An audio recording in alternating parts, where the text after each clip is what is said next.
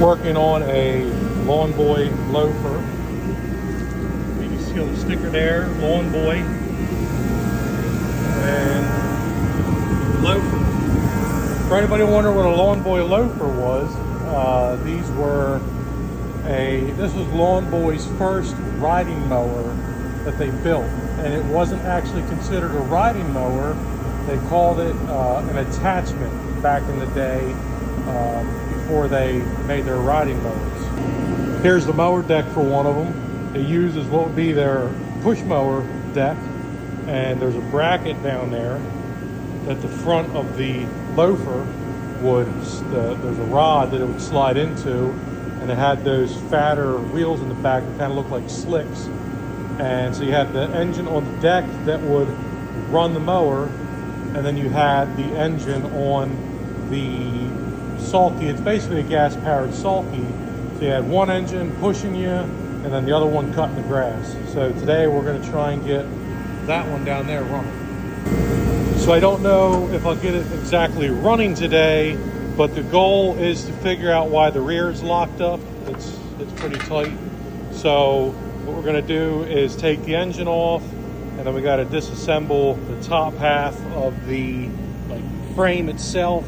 Take that off, and then we should be able to access the transmission to see why it's not spinning. I do have some new oil to put in it, so let's see what is going on in there.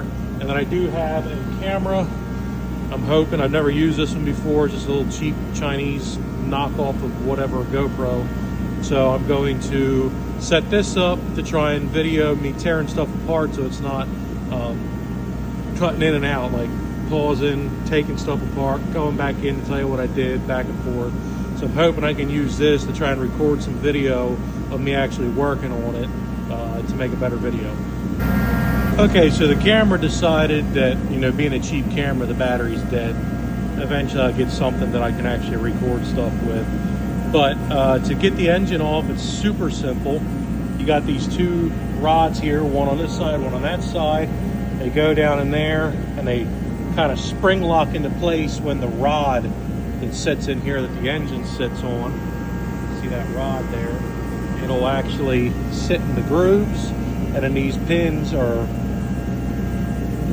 not linkages, but these pins will, these rods will lock the engine in. And the way the transmission works is a friction disc. So as you can see, that thing is tight. So the friction disc, and then there's an aluminum friction disc, and then the engine actually slides back and forth, and that's how you get your speeds and your reverse. And I think these have like 5 different settings for the forward gears, and then there's one setting for the reverse gear and then neutral. So now what I'm going to do is see about disassembling the seat pan and everything. I got to scrape some spots off to get to some bolts, and then once we do that, we should be able to access the cover here for the transmission and hopefully figure out why this axle is locked up. I hope it's not full of water and just frozen. Okay, just like that, I just had to take out 5 bolts. 1, 2, 3, 4, 5. And then there's another one here to actually remove the rest of the cover. Those 5 cover bolts are what holds the chassis onto the transmission. So I'm going to take this bolt off, and then we can pop the cover off, see what's going on. I can already tell looking inside that hole, I think it's pretty rusty in there. So we'll pop this cover off and see what's going on. Okay, I'm going to try to hold my phone and pop this cover off at the same time, and we'll see what we find. It hasn't been removed ever, so at least since I've had it. So something tells me that this thing is going to be pretty crusty inside. Oh yeah. I think it's safe to say that that's going to take a lot to clean. So I don't know what we're going to be able to do with this thing here. We'll figure it out. Okay, so update on the transmission. I put some penetrating oil to try and free some stuff up. The rust that's in the gears isn't terrible. It's like more like crusty than anything else. I was able to take a screwdriver in them and clean them out. So I actually, if I can do this kind of one-handed,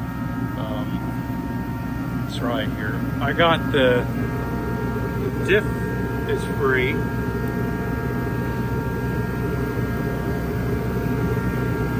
So now that I got that free, I'm working on the rest of it because it's still pretty, it's tight. It ain't moving. So I got to keep working on that yet. All right, well, we're off to a great start working on this Lawn-Boy Loafer riding mower. Remember, the gearing in here was completely frozen. I was able to get the diff loosened up, which was awesome. But now, after working with it, the whole gearing system is free. And the gears are in beautiful shape for being as nasty as they looked. And as you see that rubber disc there, that would be what the engine, there's a aluminum disc on the bottom of the engine there, and that is what rides on this rubber disc, which causes the friction, which then takes this gear reduction and allows this thing to move. So now that I got this whole rear end working, I got some old Wolf's Head gear lube here. It's been sitting on the shelf for a while. What I'm going to do is I'm going to fill this thing up just to keep oil on everything while I work on more of this. I'm going to most likely bolt this all back together, so that way we're going to get ready to put the engine up on the bench here and start working on the engine. And then my goal is to drain the oil out, and then I want to get some rust remover and soak some rust remover in there, flush it out, and we'll put some good gear oil in there. And hopefully this will be a running Lawn-Boy Loafer with the mower deck that I have at the next show I go to.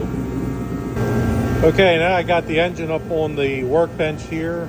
I already took the engine shroud and gas tank off, pulled the carburetor off, and it looks like it's been leaking for a little bit.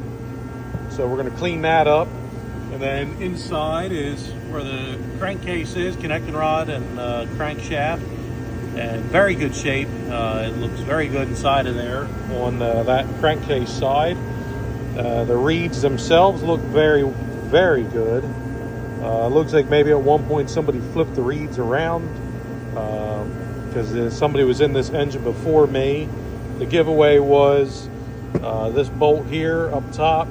It did not have a washer on it like the other three, so that gave me the telltale that somebody's been in the engine, whether it was a Lawn-Boy mechanic at one time and forgot to put it in back on there, or somebody else tried to get it running and didn't get it running. I don't know, but we're going to tear this carburetor apart and try and get that nasty stuff out of there so I can get the air cleaner cup off, and we'll see what it looks like inside. I'm hoping the float is good, because these older ones typically used a cork float, and if you're not careful, if there's like sludge or varnish inside there from the pre-mixed fuel, sometimes they break coming out. So I really hope that it's in good shape. Okay, so got the carburetor separated from the crankcase cover that had the reed plates on it. I got the float bowl off. Luckily, the float was not stuck, and it actually is free moving. Luckily it wasn't stuck in a lot of sludge. You can see there is some sludge in there, very nasty.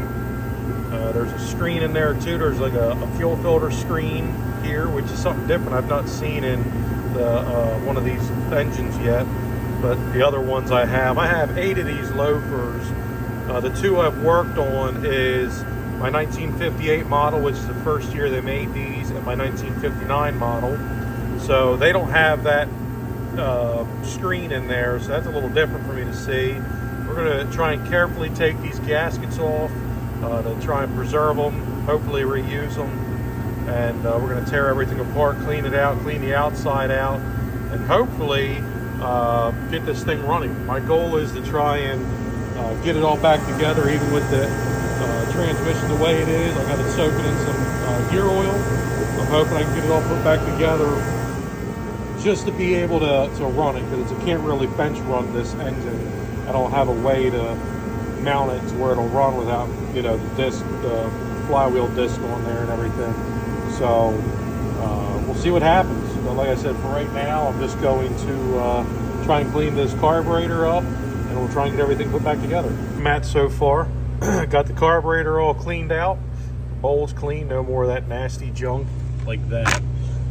Cleaned the float off, cleaned the needle. I took everything apart, and I cleaned up